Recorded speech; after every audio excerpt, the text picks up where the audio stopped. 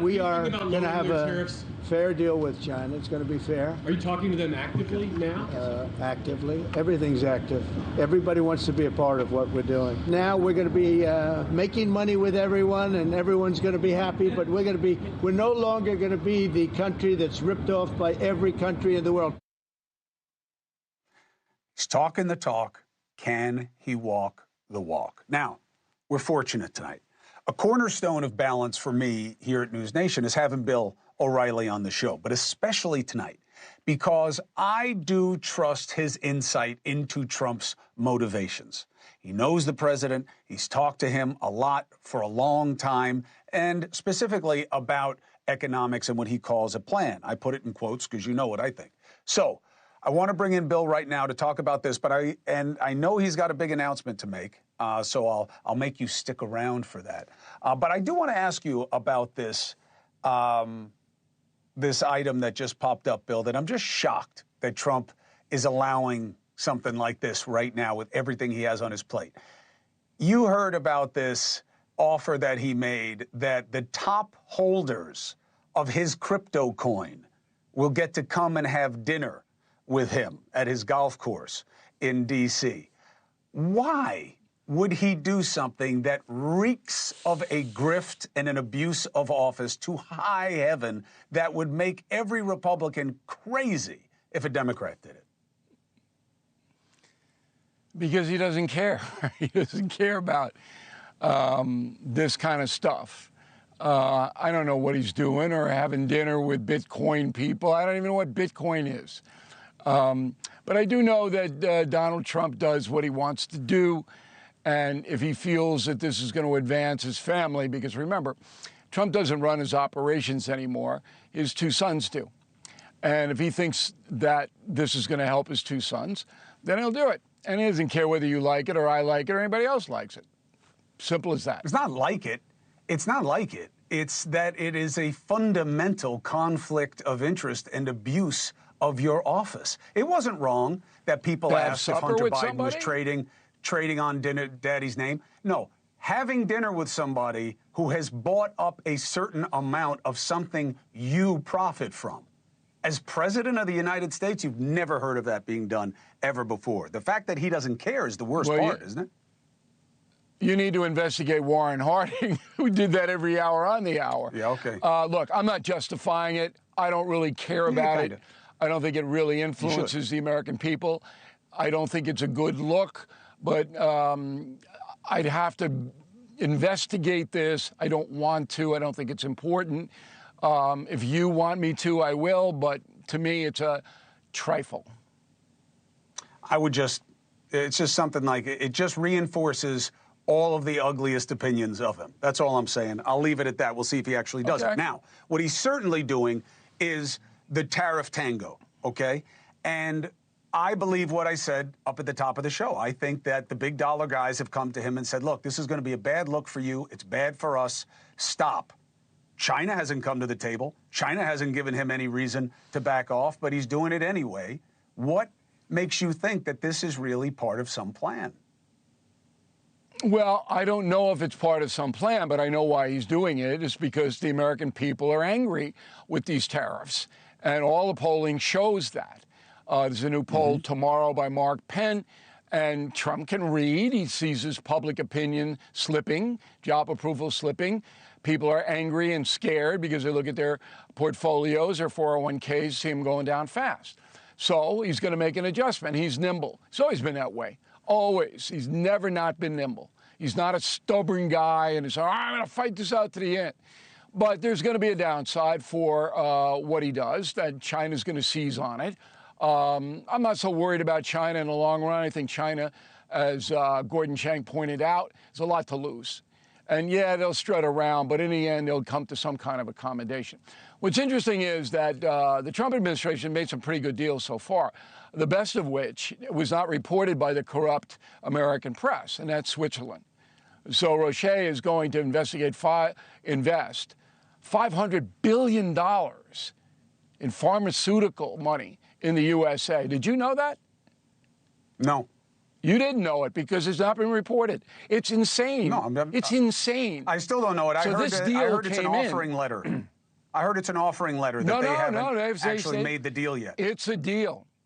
It's a deal. And in fact, they're already picking out sites, plants to build and to make pharmaceuticals, which we desperately need, made here, not in China.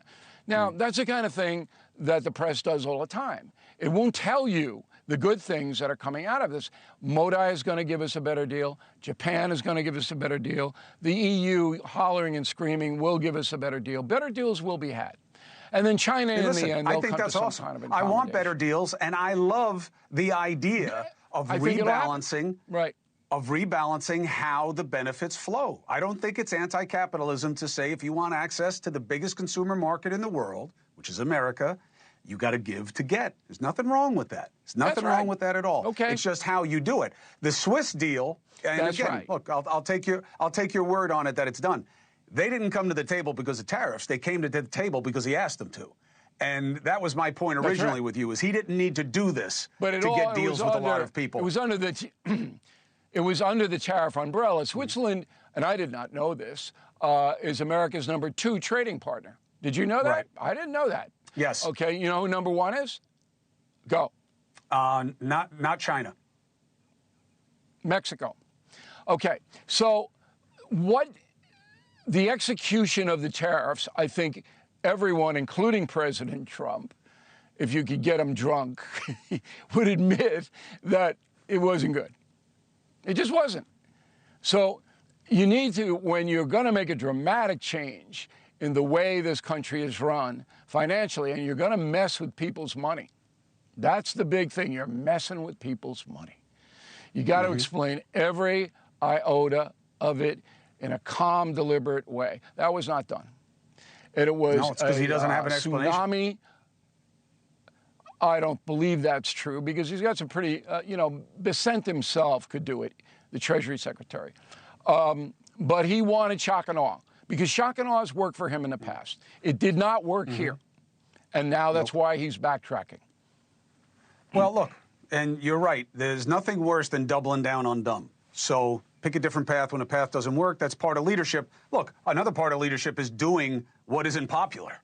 You know what I mean? You can't always get good feedback from people. Sometimes you got to do it even if they don't like it in the moment. So in terms of looking at these 100 days, there's never been a more critical time in our shared professional life to do so than right now. And you have an announcement to make about what we're going to do here on NewsNation. What is it, Bill O'Reilly?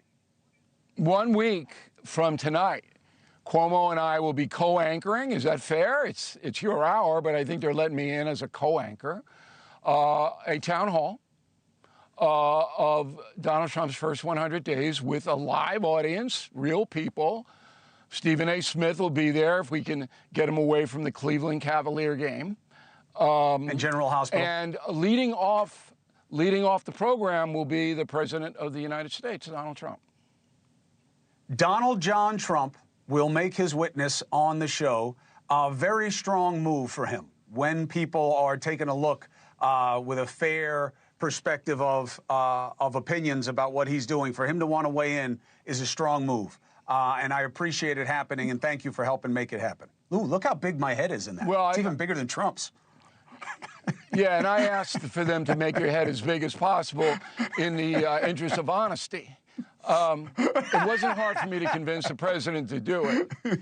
Right. It wasn't hard because I just said, look, no, because I said everybody else is going to either kiss your butt, first 100 days you're Abraham Lincoln. That's what the right-wing media will do. And first 100 days, you're Hitler or whatever, that's what the left media is going to do. Every other news organization on television in this country will do that, but not us.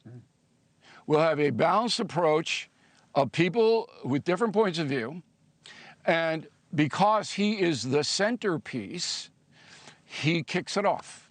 Now, you and I will question him. He'll be on the phone. We'll be respectful, I assume, because he's doing us a favor by coming on. There's no doubt about that. And he's the president of the United already. States. Well, yeah, but, you can challenge. I've done a lot of presidential interviews, as you know. You can challenge in a respectful way. And that's what we'll do. And then we'll get on the record a lot of the things that people are interested to hear about next Wednesday evening. And then we'll throw it open to a cavalcade of people. And then we'll all go home and charge NewsNation every penny we can in expenses. That's my plan. Oh, boy. You better be careful. The NewsNation is not the other places that we have worked. Boy, they will grab you right by the pockets and give you the lunch money shakedown. Bill O'Reilly, thank you for facilitating. And thank you for participating. I look forward to it. It's going to be a great night. It's going to be a useful night to our audience, and that's the end goal. Thank you very much, my friend. 4 minutes and 30 seconds. The one and only Bill O'Reilly. Thank you for watching. Subscribe below and download our NewsNation app right now on your phone, and you will get fact-based, unbiased news for all Americans.